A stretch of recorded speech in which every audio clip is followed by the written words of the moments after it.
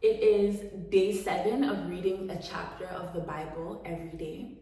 And we are in the book of Genesis. I'm reading from my Abundant Life Bible, the NLT translation, and you're welcome to read along with me. Please like and share and subscribe, and make sure you also come back tomorrow for day 8. And if you haven't already, go back and watch the other videos, readings or days 1 through 6. So here we go, let's get right into it.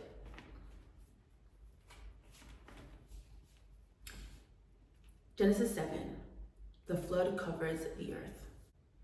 When everything was ready, the Lord said to Noah, "Go into the boats with all your family, for among all the people of the earth, I can see that you alone are righteous.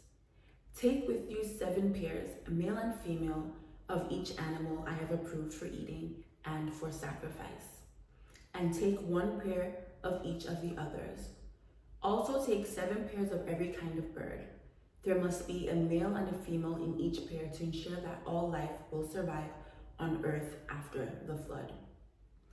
7 days from now, I will make the rains pour down on the earth, and it will rain for 40 days and 40 nights, until I have wiped from the earth all the living things I have created." So Noah did everything as the Lord commanded him. Noah was 600 years old when the flood covered the earth. He went on board the boats to escape the flood, he and his wife and his sons and their wives.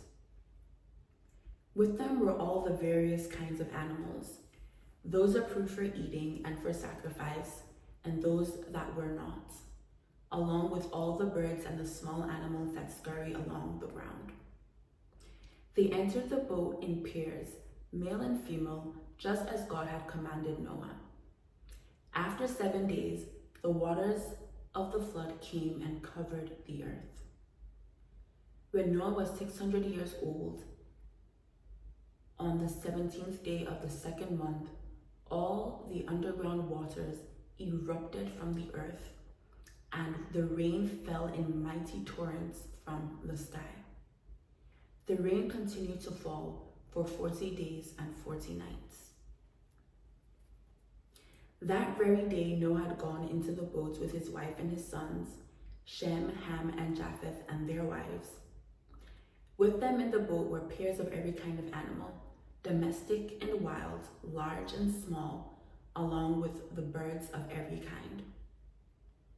2 by 2 they came into the boat, representing every living thing that breathes.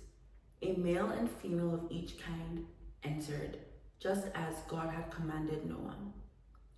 Then the Lord closed the door behind them.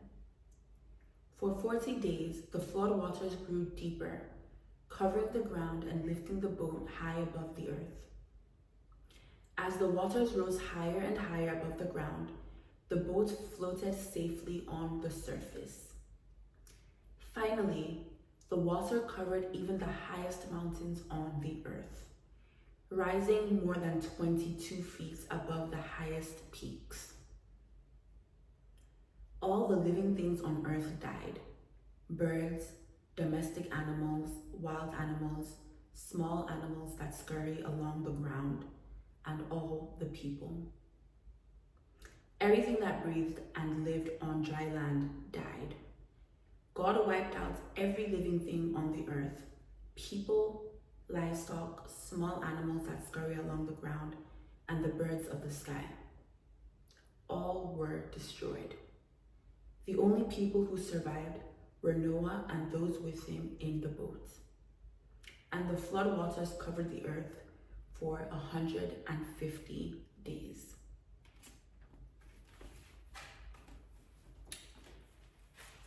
Okay, so that is Genesis 7. I think the lesson from Genesis 7 is that Noah was 600 years old when all the underground waters erupted from the earth and the rain fell in mighty torrents from the sky, according to Genesis 7 verse 11. Now, if we go back to Genesis 6, which we read yesterday, Noah was 600 years old when the flood happened on earth, right? But at 500 years old, Noah became the father of Shem, Ham, and Japheth, right? So Shem, Ham, and Japheth were able to bring their wives onto the boat with their father. So that means that his sons were of marriageable age. Now, back then, technology wasn't what it is now, right? But Noah built that ark by himself. And the point is that between the ages of 500 and 600, he had gotten this instruction from God,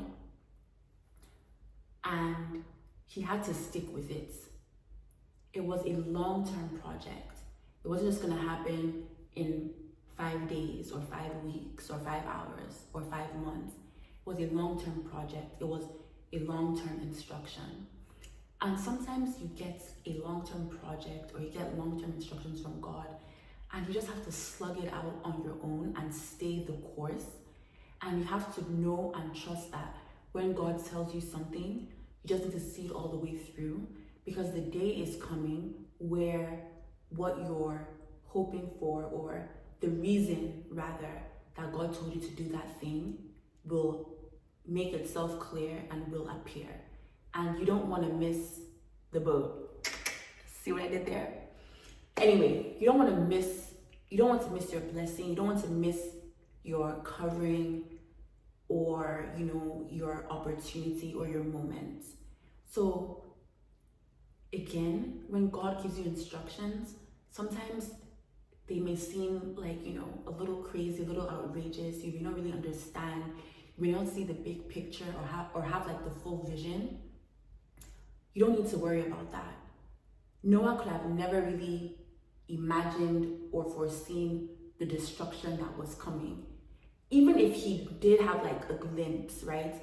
He wouldn't have understood it until he was deep in it, and he wouldn't have been able to then appreciate the instructions that God gave him, and he wouldn't have been able to be fully happy that he obeyed the instructions to the T until the flood actually came.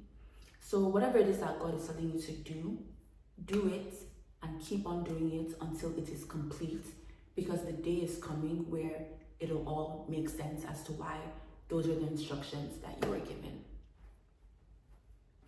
So week 1 of reading the Bible every day is done. I hope you enjoyed it. I hope you like it.